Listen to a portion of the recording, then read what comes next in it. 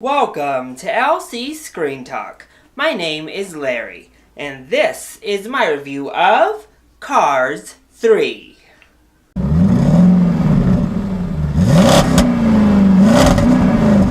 So it's a bit of a complicated story when it comes to me and this Cars franchise. So I've always had a bit of a soft spot for the series because I'm a pretty big NASCAR fan. I'm rocking my Danica Patrick Wonder Woman shirt to go see the film tonight. And much like I am with all my geek merch, I am a big collector of these little NASCARs. And though I'm rocking the Danica shirt, number one, Jamie Mack is number one in my heart. So being a big NASCAR fan, I've always kind of liked the Cars films, especially the first one. I actually really enjoy Cars. Cars 2, not quite as good. But this one looked like it was taking on a nice new tone. It looked very much different from the second film.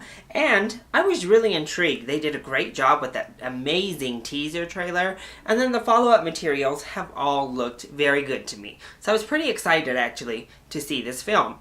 And I have to say, I actually really enjoyed it. So let's go ahead and talk about the positives first. So after that long old spiel about my love for Jamie McMurray and NASCAR, I have to say, as a NASCAR fan in particular, I really loved the racing and car aspects to this film.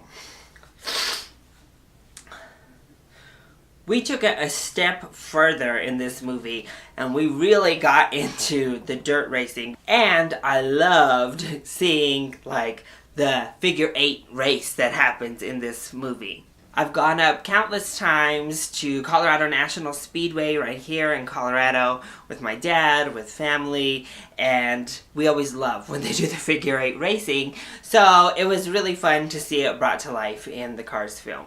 And though I'm personally not from the South, and a lot of my own ways maybe don't align with, the Southern style, I really enjoyed seeing this movie go back to, that Southern route. And it's punctuated by the fact that we were all across Europe and at all these, crazy exotic places in the last film, that we're back to the heart of stock cars. We're back to the heart of NASCAR, and I thought that was really fantastic that they took us across, the southern states and really made it feel like good old NASCAR.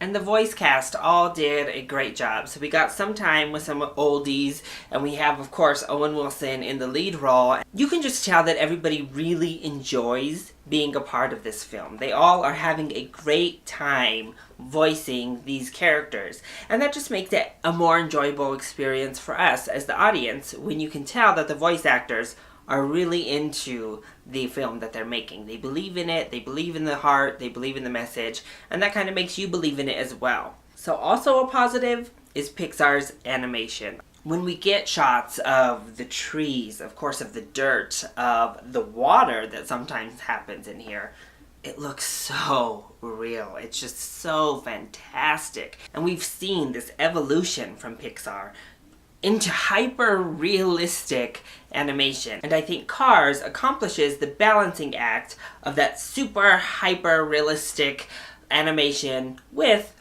obvious cartoon cars really well. Much better than something like The Good Dinosaur, which I enjoyed, but the dinosaurs just looked too animated and a little bit goofy amongst that hyper-realistic background, whereas here, the cars look just cartoonish enough while having enough realism and sheen to them that it all just looks fantastic. I also love what Pixar accomplished with the throwback look. We have this one segment where Lightning McQueen is watching a really old race, and I loved how they brought that to life in the sepia, black and white type photography. I thought that looked fantastic as well.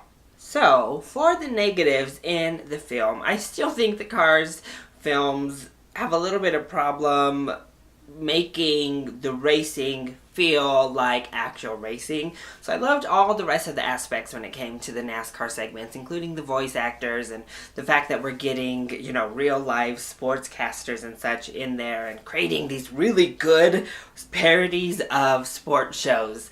But when it comes to the actual races themselves and the actual racing, because the cars are alive and cognizant and they're basically doing their equivalent of running, and then trying to mix that in with the motorsport aspect of it, which has so much technical input, and the engineering of it all and the teamwork behind the scenes does so much to determine the outcome of these races. We had that kind of aspect in the first Cars where they did show a lot more of the mechanic side of it, but even then the racing just looks too easy. Cars are able to just go up and down and pass. And while this film does get a little bit of strategy, we talk a little bit about like drafting and we talk about like shooting the gaps and stuff, it all is just too easy, and you don't get enough of that strategic planning going on here, and it makes it seem just like, oh well, you can pass anybody at will. So I don't think they quite got the balance of a foot race with a motorsports race. Also, I don't think this film gets the balance of ending one character's story arc and beginning another character's story arc and putting them in one film correctly. I wish they would have kind of chosen which one they wanted to be. Did they want this to be the end of the trilogy, or did they want this to be the start of possibly a new segment in the Cars franchise? Because in that aspect, the end to me didn't feel that satisfying. I actually was kind of disappointed in that final race because it wasn't what I was hoping for. So obviously I'm talking about the final race in the film, so it's, spoiler filled. And I'm not going to go into that because I don't do spoiler reviews, but it just left me feeling incomplete and not really what I was hoping to get out of the ending of this film. And that end race really kind of ruins the momentum. If you watch any good sports movie, the ending is always pretty important. They're all about inspiring and kind of uplifting, and I don't think this one quite did that well enough. I will say there is a great moment of inspiration at the end with one of the sportscasters who we've been seeing throughout the film, and just seeing that inspiration in her face and in her eyes actually was a beautiful moment. But other than that, I felt it was a little bit hollow. And I also felt we didn't get enough time with our old characters. Lightning McQueen, of course, is the main character, so we get a ton of time with him. But we don't really get too much time with Mater and everyone from back home. And that was a little bit disappointing to me. I wish, they would have been along a little bit more for the ride. And I know we got our fill with Mater in the last one. But, he has been a big part of this series, so it felt a little bit hollow in that aspect as well. They didn't get the Fast and Furious, family aspect of it in here. So, and before I close out this review, I want to talk a little bit about the short that plays in front of this. Lou, I don't think it was one of their best. It's definitely one of the weakest we've seen in some time. It was very strange and oddly conceived, actually. It comes away with a sweet enough message, but unlike, say, Piper last year, which had a pretty simple story, it had breathtaking animation to make up for any shortcomings people might have had with a simpler story. This one has a convoluted story, and it doesn't really have that great of animation. So I still say give it a watch, because that's part of the tradition of seeing a Pixar film, but it just kind of left me meh compared to some of the great shorts we've gotten from Pixar and Disney animation in the past. So overall, I feel like Cars 3 is a huge step up from Cars 2 and is a very enjoyable family film. It brings the heart, it brings the feels, it brings the good times, and I think it's definitely worth a full price ticket for you and the family to go out and see something fun for Father's Day weekend.